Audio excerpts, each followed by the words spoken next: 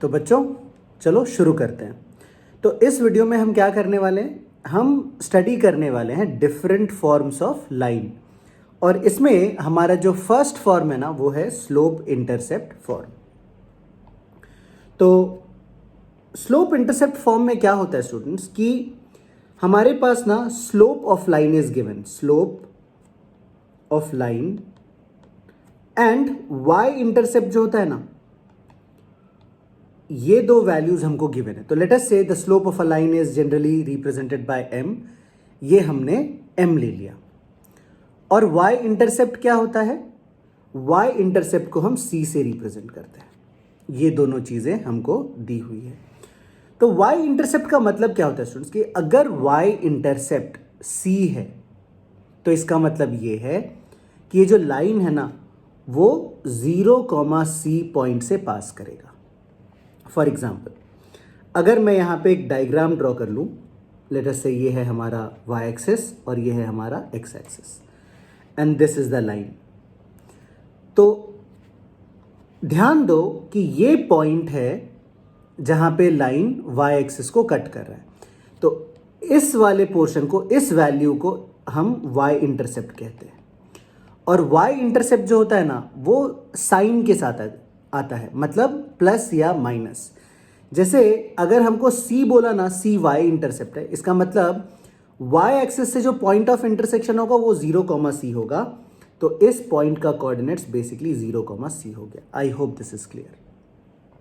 तो this is given to us और हमको क्या दिया हुआ है, इस लाइन का स्लोप दिया हुआ है।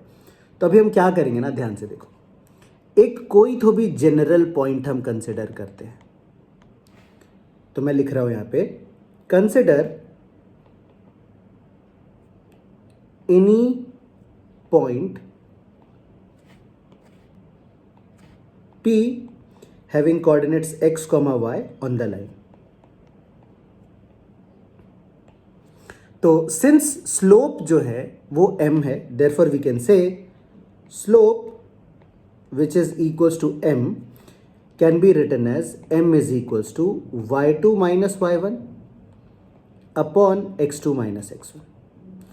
तो लेट अस से ये हमारा x2 y2 हो जाता है और ये हमारा x1 y1 हो जाता है। तो हम क्या लिख सकते हैं students, therefore m is equals to y minus C upon x minus 0। ये हमने लिख लिया।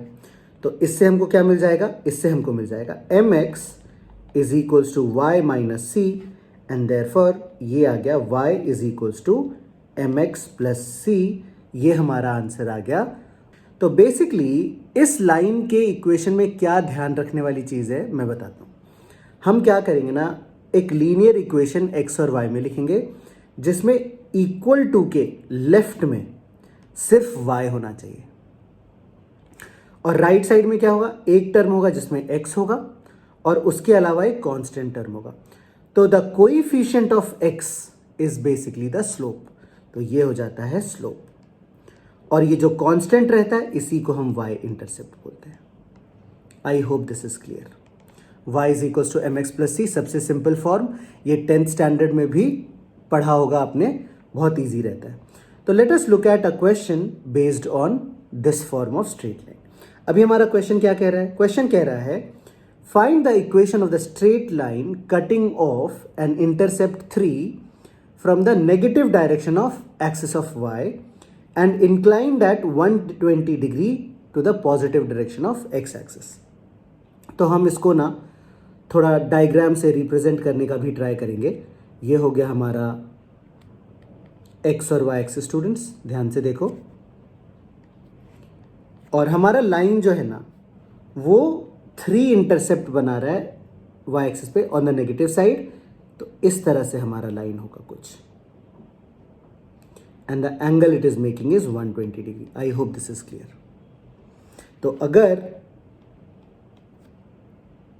हम m की वैल्यू फाइंड आउट करने की कोशिश करें, m क्या होता है, m होता है स्लोप और स्लोप होता है tan थीटा और tan थीटा का वैल्यू 120 डिग्री गिवन है। तो ये आ जाएगा tan 120 is basically tan 90 plus 30 degree and tan 90 plus theta is minus cot theta और cot 30 का वैल्यू होता है डियर स्टूडेंट्स √3, तो ये आ जाएगा -√3। And since y intercept already given है -3, देयरफॉर हमारा लाइन का इक्वेशन क्या होता है, y is equals to mx plus c, हमने लिख दिया, तो ये आ जाएगा y is equals to -√3x -3। इन दोनों टर्म्स को हम लेफ्ट में लेके आ जाएंगे तो हमको क्या मिलेगा, √3x plus y plus 3 equals to 0। So this is the answer to this question students.